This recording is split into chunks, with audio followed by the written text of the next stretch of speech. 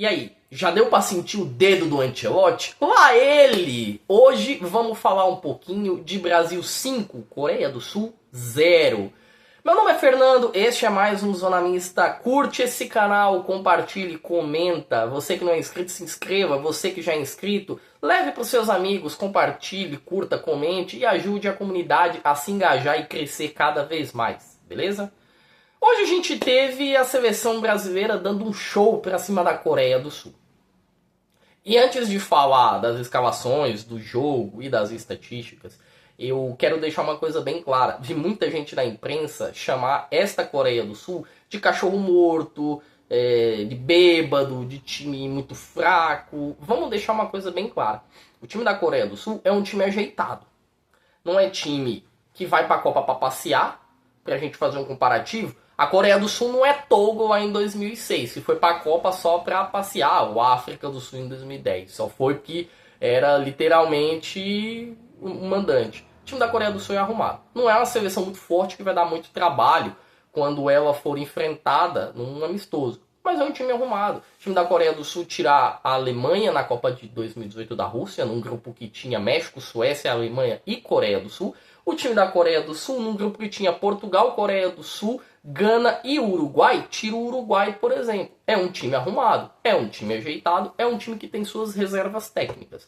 É um time que tem o Heung-min Son, que é um jogador lendário, que hoje está na MLS, mas que fez carreira no Tottenham. Tem o Lee Kang-in do Paris Saint-Germain, é reserva do Paris Saint-Germain, mas também não dá nem para exigir que o meia coreano seja titular com aquele meio do Paris Saint-Germain.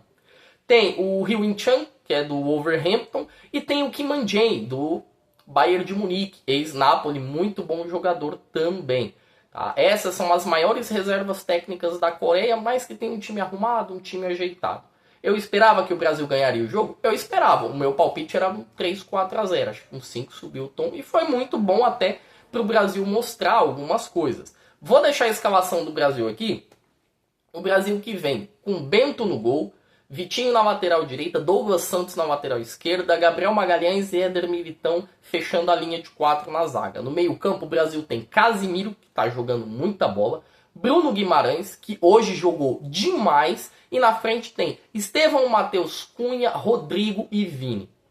Alguns nomes, tá? Antes de eu falar do jogo, eu vou falar de alguns nomes aqui. Alguns nomes acho que garantiram vaga já para o Mundial. Não tem como a gente falar que alguns nomes estarão fora da Copa. O Douglas Santos, eu acho que ele garantiu o nome dele na Copa. É um lateral esquerdo que faz bem o feijão com arroz.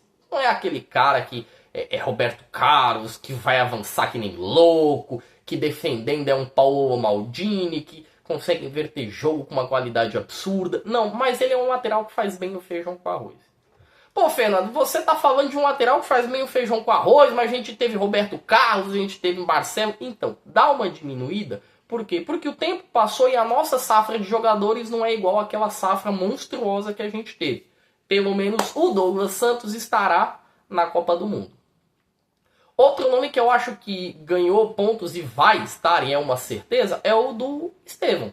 Do menino Cuiabá mesmo, como os torcedores de outras agremiações, né, os rivais, costumavam brincar. O Estevão é um garoto de 18 anos que até outro dia estava fazendo gol em cima do Liverpool no Clássico de Londres.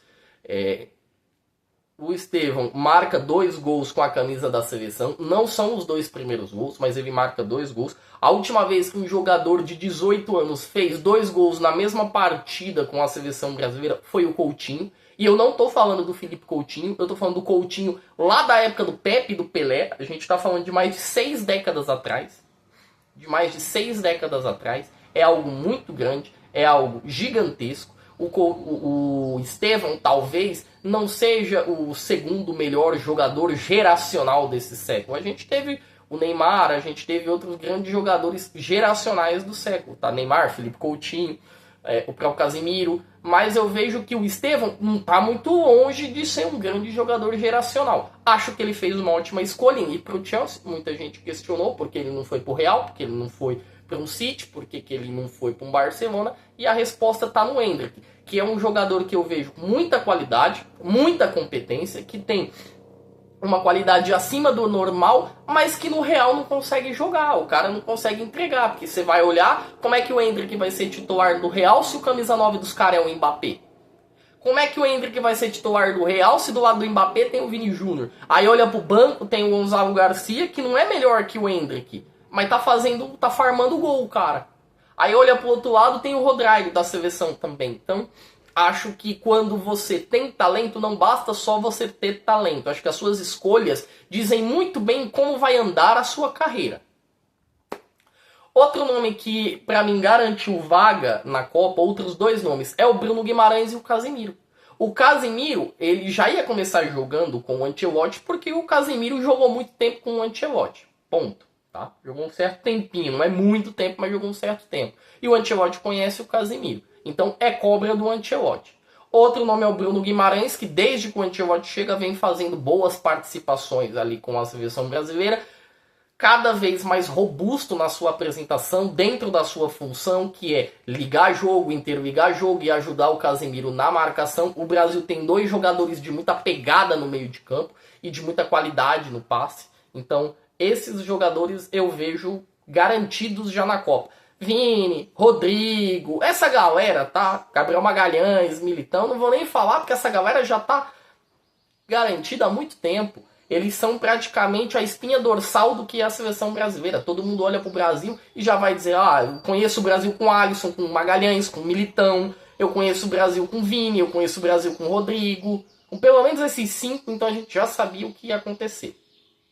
Para alguns jogadores o jogo foi ruim, o Bento mesmo, a Coreia teve um chute no gol, que o Bento encaixou, o Bento não teve nada, então o time do Carlo Ancelotti ataca bem, transiciona bem no meio, a bola passa rápido no meio de campo, passa com qualidade no meio de campo, não tem aquela ligação direta que eu detesto, a bola passa no chão, zaga meio ataque, ela vai no chão, vai muito bem, e a zaga não deixou o Bento trabalhar. Pro Bento foi um jogo ruim.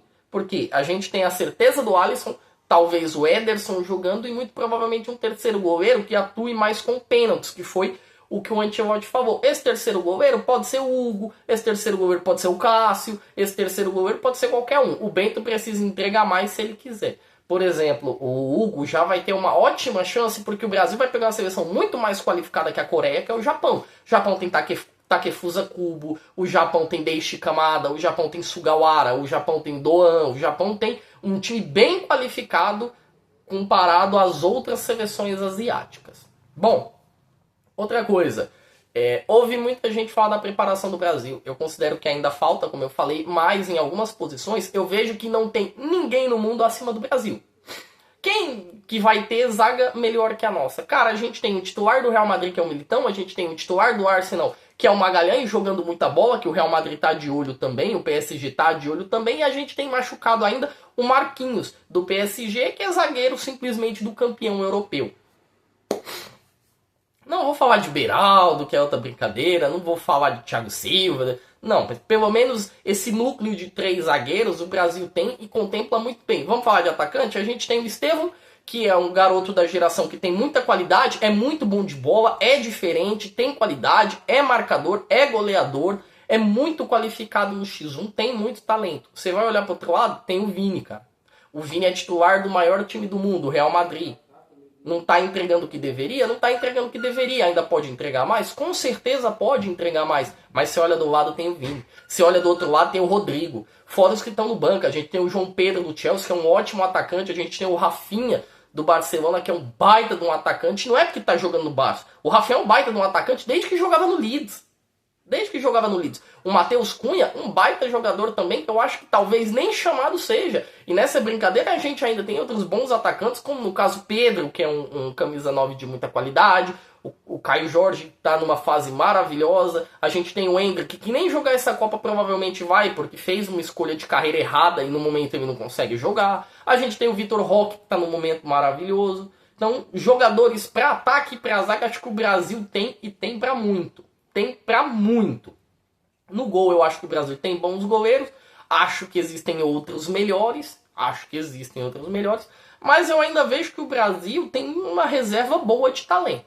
Agora vamos falar um pouquinho do jogo, porque o Brasil começa bem, tem um lance do Rodrigo, ele chuta, a bola vai para fora, tem outros lances também, até chegar ao lance do primeiro gol, em que a bola chega nos pés do Bruno Guimarães, e cara, o Bruno Guimarães, ele acha um passe maravilhoso, ele corta a zaga no meio, ele corta dentro da zaga para encontrar o Estevão, que tá caindo pelas costas. Eu não lembro se era o Kimandjai, qual era o zagueiro agora, porque tudo os caras têm nome difícil. Então, pelo menos, eu me furto a me acalmar nesse momento aqui. O Estevão fez um belo de um gol. E aí, meio que não abriu a porteira, porque o Brasil até tentou, teve o gol do Casimiro impedido, até chegar ao lance do gol do Rodrigo. O lance do gol do Rodrigo, eu imaginava que a gente ia para o primeiro tempo com 1-0. E talvez a gente fosse subir o nível somente quando ocorressem as mudanças. E aí o nível sobe, a nossa reserva é melhor que a reserva dos caras, talvez um 2-0, um 3-0, e aí as coisas desandam. Mas no primeiro tempo o Rodrigo ele faz um baita de um gol, ele tem a assistência do Casimiro, a bola chega no Matheus Cunha, toca para o Casimiro, o Rodrigo faz, né, o corte, ele deixa a bola passar pelo Casimiro, ataca o espaço vazio, finta o zagueiro e coloca dentro do gol.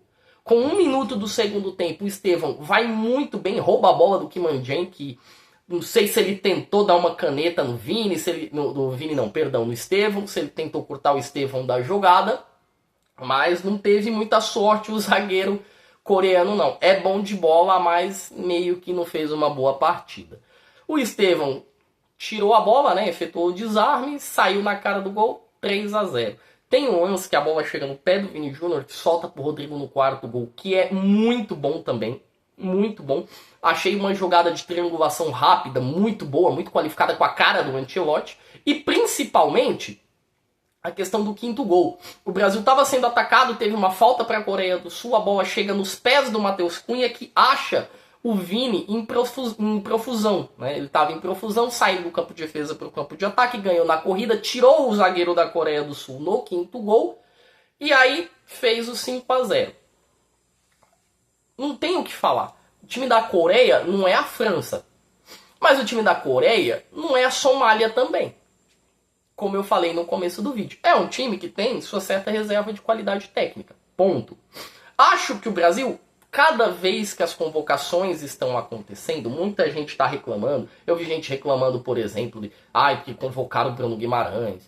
Porque convocaram o Matheus Cunha. Porque o técnico não sabe. Gente, vamos pôr na cabeça que o técnico que está convocando ganhou 5 Ligas dos Campeões. Fora os campeonatos nacionais e as Copas Nacionais que esse cara ganhou. Esse cara é um dos maiores treinadores da história. Ponto. Então acho que alguma coisa ele sabe para convocar os caras que ele está convocando. Eu vou deixar os números da partida aqui para a gente ter uma noção. Então vamos lá. O Brasil, ele tem 59% de posse de bola contra 41% da Coreia do Sul. São 4 chutes da Coreia do Sul, 1 vão no gol. São 14 chutes do Brasil, 7 vão no gol. O goleiro da Coreia fez 3 defesas fora os gols que ele tomou. Isso que eu não estou falando de chute bloqueado, tá? As grandes chances, se a gente for dar uma olhada, o Brasil teve 4 contra nenhuma da Coreia do Sul. Nos gols esperados, a gente tinha 0 da Coreia do Sul, 2,94 do Brasil. Eram quase 3 gols esperados. Era o placar que eu esperava ali. 3, 4-0 no máximo. O Brasil vai evoluindo cada vez mais. Eu quero ver esse Brasil jogando desse jeito para ver se esse jogo encaixa contra uma França, contra uma Espanha, contra uma Holanda. Mas não dá para negar que o Brasil do Ancelotti está no caminho certo. Quero ver o jogo contra o Japão, é outra reserva técnica, é mais qualidade, mas, como já dito, dá para sentir, dá para sentir o dedo do Ancelotti. Dá para sentir. Lá ele de novo, estou sentindo o dedo do Ancelotti. Dá para ver que a geração brasileira tem boas peças, tem qualidade. Precisava de alguém que conseguisse fazer todo mundo se encaixar e jogar bem. Quero saber o que cada um de vocês pensam. Dá pra ganhar do Japão? Não dá? Dá pra ganhar a Copa? Não dá? O Hexa vai vir? Deixe as opiniões e os comentários de vocês aqui. Por hoje, galera, eu me despeço. Tchau!